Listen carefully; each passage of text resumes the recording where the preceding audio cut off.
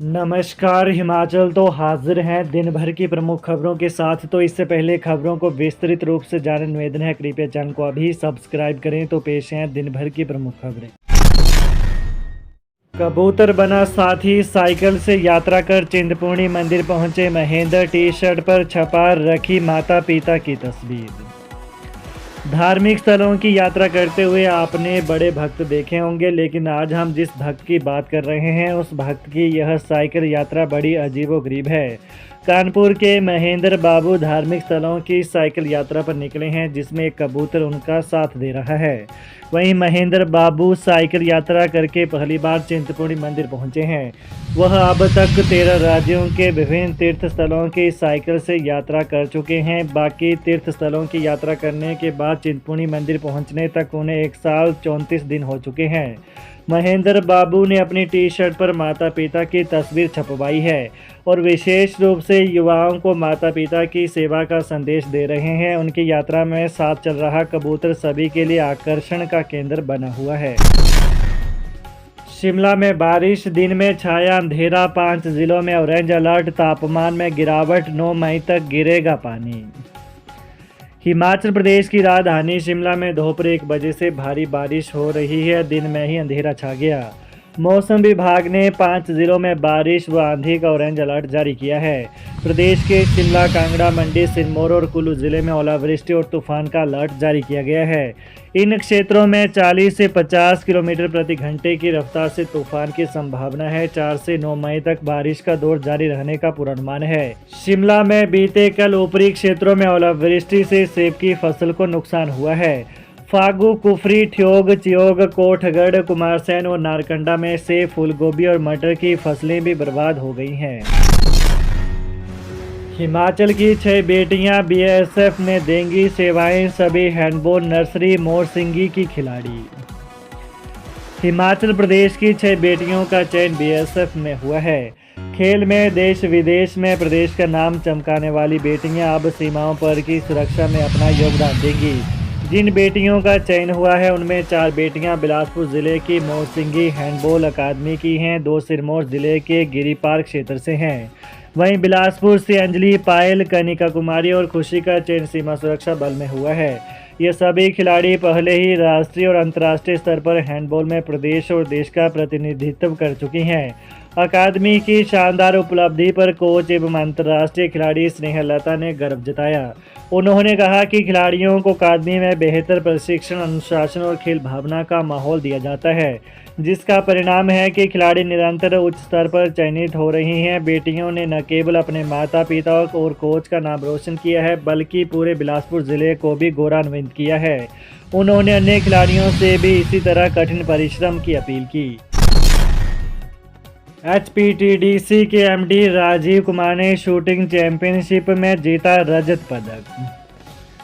हिमाचल प्रदेश पर्यटन विकास निगम एचपीटीडीसी के प्रबंध निदेशक डॉक्टर राजीव कुमार ने मध्य प्रदेश के भोपाल में खेली जा रही 12वीं Kumar Surendra Singh memorial shooting championship के 25 मीटर स्टैंडर्ड पिस्टल मास्टर वर्ग में रजत पदक जीता है। राजीव कुमार भारतीय प्रशासनिक सेवा यानी आईएएस के अधिकारी हैं। National rifle association of India की ओर से आयोजित शूटिंग चैंपियनशिप 22 अप्रैल से शुरू हुई है और 5 मई तक चलेगी। Doctor Rajiv Kumar memory and exam technique विषय के भी विशेषज्ञ हैं और सेमिनारों के माध्यम से युवाओं को उपयोगी टिप्स भी दे चुके हैं। राजीव कुमार को इस उपलब्धि के लिए पर्यटन निगम के चेयरमैन आरएस बाली और निगम कर्मचारियों ने बधाई दी है। धर्मशाला में 2 युवतियां चलती बोलेरो से कूदी, एमपी से घूमने आई, लिफ्ट ली, ड्राइवर ने गाड़ी नहीं रोकी, बोली हिमाचल प्रदेश सरकार, लिखा था। हिमाचल प्रदेश के धर्मशाला में मध्य प्रदेश की 2 युवतियों को अनजान गाड़ी से लिफ्ट लेना महंगा पड़ गया। वे एक लॉज में ठहरी थी और खाना खाने के लिए बाहर निकली थी। जब उन्होंने गाड़ी से बाजार तक के लिए लिफ्ट मांगी तो लिफ्ट उन्हें मिल गई, लेकिन बाजार पहुंचने पर ड्राइवर ने गाड़ी नहीं रोकी। इसके बाद युवतियों को बीच बाजार गाड़ी से कूदना पड़ गया। बाजार में मौजूद लोगों ने यह घटना देखी और पुलिस को सूचना दी।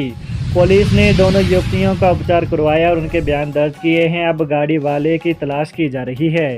युवतियों ने बताया कि गाड़ी बोलेरो थी और पीछे आगे हिमाचल प्रदेश सरकार लिखा हुआ था। व्यापार मंडल ने इस मामले को देखते हुए रात में गश्त बढ़ाने की मांग की है। सोलन में वायरल बुखार का प्रकोप, एक हफ्ते में 750 मरीज पहुंचे अस्पताल। सोलन जिले में वायरल बुखार तेजी से फैल रहा है। मौसम में बदलाव के चलते बड़ी संख्या में लोग इसकी चपेट में आ रहे हैं। क्षेत्रीय अस्पताल की मेडिसिन ओपीडी में वायरल के लक्षणों वाले मरीजों की भीड़ लग रही है। बीते एक सप्ताह में करीब 750 मरीज खांसी, जुकाम, बुखार, शरीर दर्द और गले में खराश जैसी लक्षणों के साथ अस्पताल पहुंचे हैं। डॉक्टरों के अनुसार मरीजों को ठीक होने में 2 हफ्ते या उससे ज़्यादा समय लग रहा है। यह वायरल खासकर बच्चों, वयस्कों और बुजुर्गों को अधिक प्रभावित कर रहा है। लक्षणों की शुरुआत गले की दर्द से होती है, फिर शरीर में दर्द, तेज बुखार और आंखों से पानी आना जैसी समस्याएं सामने आ रही हैं। बुखार 102 डिग्री से भी ऊपर पहुंच रहा है और दवा लेने के बाद भी केवल कुछ घंटों के लिए राहत मिल रही है। EWS के फर्जी प्रमाण पत्र पर ली थी नौकरी 4 आयुर्वेद डॉक्टरों पर FIR, जाने पूरा मामला। विजिलेंस ब्यूरो ने 4 आयुर्वेद डॉक्टरों के खिलाफ फर्जी EWS यानी आर्थिक रूप से कमजोर प्रमाण पत्र के जरिए नौकरी हथियाने के आरोप में धोखाधड़ी का केस दर्ज किया है। चारों को आर्थिक रूप से कमजोर श्रेणी के तहत आयुर्वेद डॉक्टरों की नौकरी मिली थी। विजिलेंस ने यह केस धर्मशाला विजिलेंस ब्यूरो की जांच पड़ताल की रिपोर्ट के आधार पर दर्ज किया है। जानकारी के अनुसार कांगड़ा जिले के बैजनाथ निवासी एक महिला ने आरोप लगाया था कि आयुर्वेदिक विभाग में कुछ डॉक्टरों ने आर्थिक रूप से कमजोर वर्ग का फर्जी प्रमाण पत्र तैयार करके आयुर्वेदिक डॉक्टर की नौकरी प्राप्त की है।